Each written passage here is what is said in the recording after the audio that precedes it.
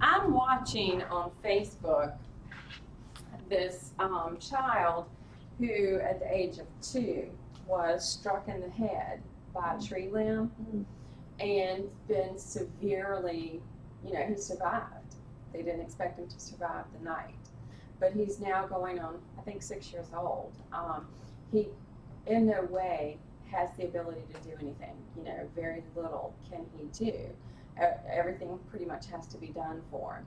And one of the things that people have contributed money for, they've contributed money for him to have his own hyperbaric chamber to try to increase the tissue functions in his body. Yeah. So it's really rather interesting. So at this alveolar level, the goal is to make sure that we can unload the CO2, load the CO2. Their partial pressures are going to be affected, and then based upon Henry's law, their solubility, their ability to be dissolved, is going to affect their movement. So the solubility of a gas, gases can dissolve, but they're different dissolving rates in water. And that's what we're dealing with here, okay?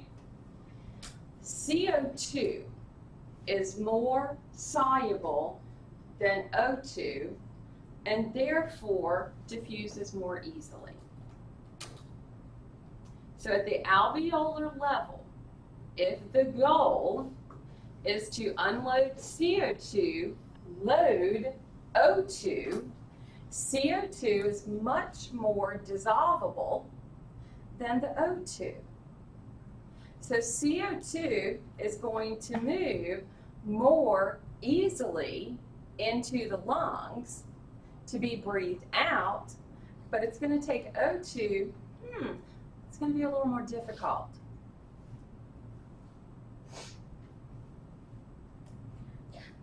Does that boggle anyone else's brain? I'm confused. You should be, because I want you to be confused. Well, I think because I'm thinking about our last essay question on the hypoxic and about how the red blood cells were in overproduction because the person with the emphysema was having trouble getting the... Now, the emphysema is the key term right there. Okay.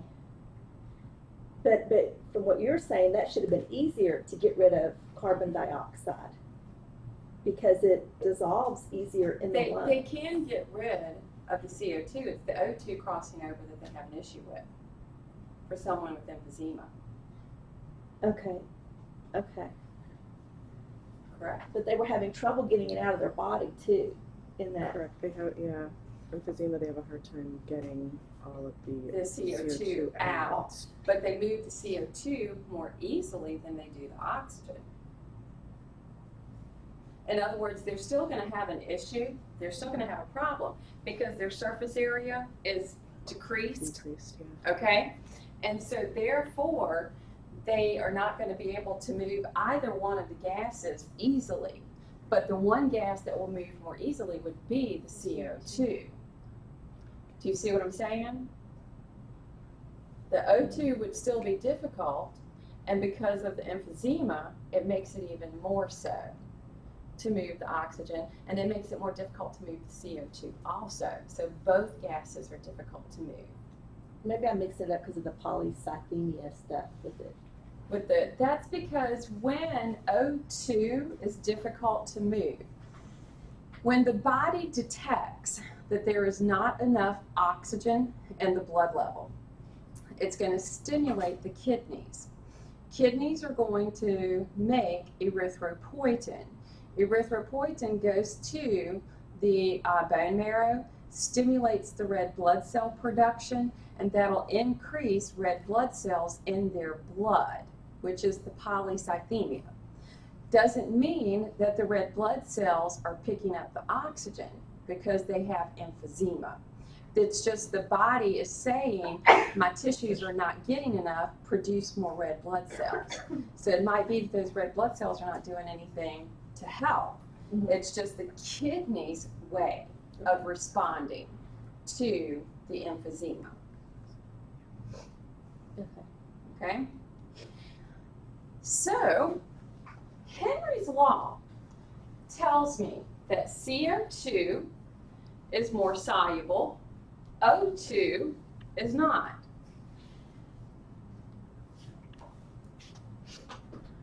Why do I need it to work this way? So we can maintain this O2 in the body since it's needed. Everything that we think about for the respiratory system, we think about the oxygen, correct? Now, CO2 we tend to not associate other than, oh yeah, it's what we breathe out. Okay, now stop and think with me here. The tissues of the body are going to be metabolically active no matter what. Okay? CO2, metabolically active, is telling me they're carrying out cellular respiration. Yes, it requires an oxygen for that. But one oxygen, do you happen to remember how many CO2s were produced from one oxygen? 6. 6 or 8? Okay? From one oxygen, that many CO2s. Okay? So, at this point, I need to get rid of more CO2 than the oxygen that's needed. Now, hang with me, okay? Is the demand for the oxygen at every single tissue the same?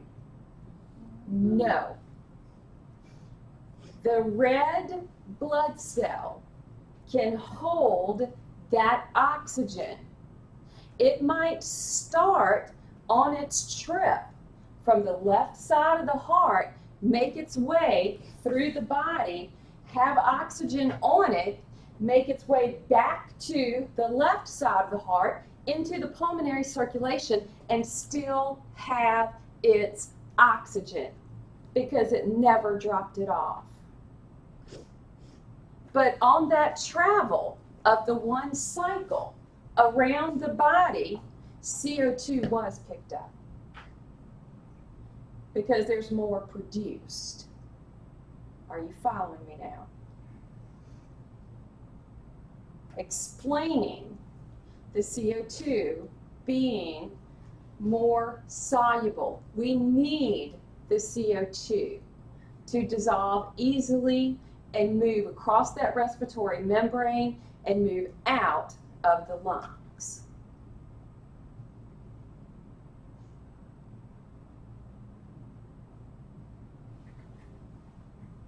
Yes, no, maybe. Tell me what I just told you.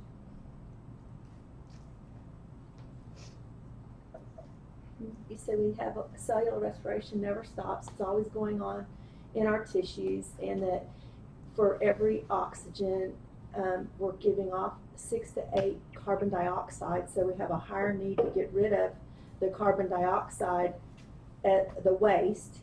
And for every red blood cell that might go through the pulmonary circuit, through the whole cardiovascular system, it may not actually get rid of its oxygen, but it's definitely going to pick up CO2, and so therefore it needs to get through that membrane in the lungs and get out. I think that's what you said. Same. It's not too difficult, is it? Can you test us that way? Now, you do realize And I've given you an essay question. Yes. Trace a red blood cell for its entire path of where it leaves the heart to when it returns. That's a very good essay question. Had a professor one time, she made us trace a drop of water from the time it's released from a cloud until it returns, and we had to put it through every system of the body. Are we gonna have to put that through every ventricle, all of that? Or like, can we say it the way I just repeated it? No, we show You it. cannot say it the way I just repeated it. You're going to have to The add the detail. other stuff. Okay. Now, do y'all want to know how long it took me to answer that question for that professor? I wrote for 4 hours. I was gonna say 3. Wow. I wrote for 4 hours, went to turn in my exam. It was, I think at that point, 17 pages long. She looked at me, she goes, "That's not enough, go back." She made me go back and write for another 2 hours. And y'all got it hard? No. Absolutely not. And your grade was only based on that one test. What class was that? It was when I was doing my bachelor's at the time. And that was a bachelor's test. What class It was termed Man and the Environment, but it was a capstone class for everything that I'd done in biology. So I had covered, all the animals, all the plants. I'd taken all my courses and that type of stuff. So hers was a capstone class, and we had to answer that question in relationship to every system possible, whether plant or animal. Yeah. Yeah, she was tough. She was tough. Excellent professor. Did you get an A? I did. I did. She offered me the assistantship for the master's there. So she only had 2 and I got 1 of them. Now, there will be factors that affect what happens with the movement of the gases.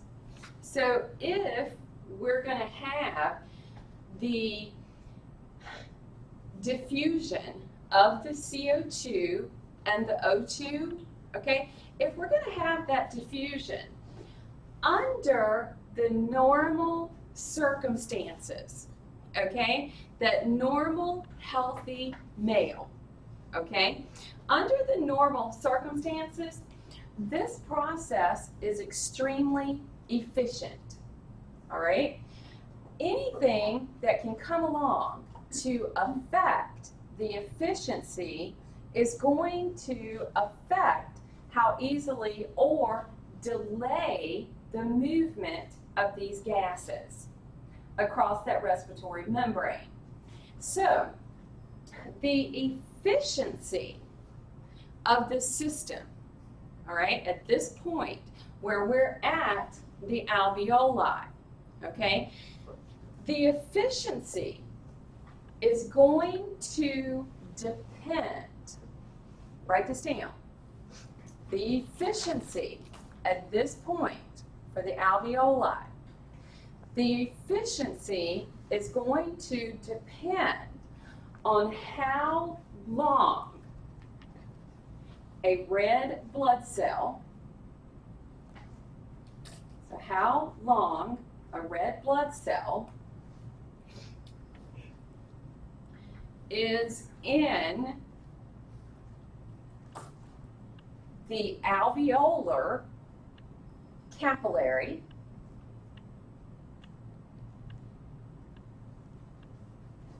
compared to how long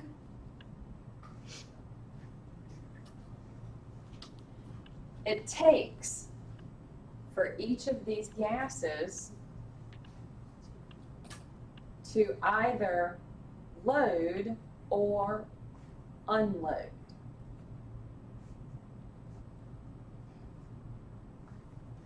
So the efficiency of this system depends on how long the red blood cell is in that alveolar capillary compared to how long it takes for that gas to move.